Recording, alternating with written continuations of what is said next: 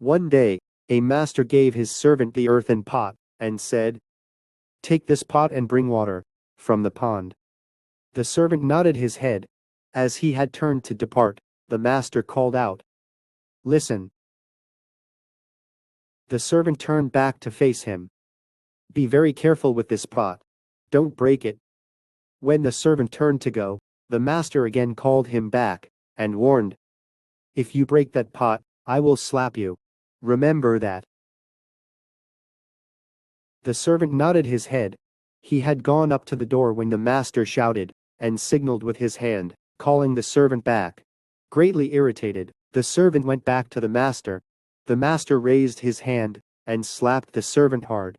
The servant protested. "Why do you slap me, master? What for? I have not broken the pot." The master said, "Look, if I slap you after you have broken the pot, it won't put the broken pot together again, will it?" The servant replied, "No."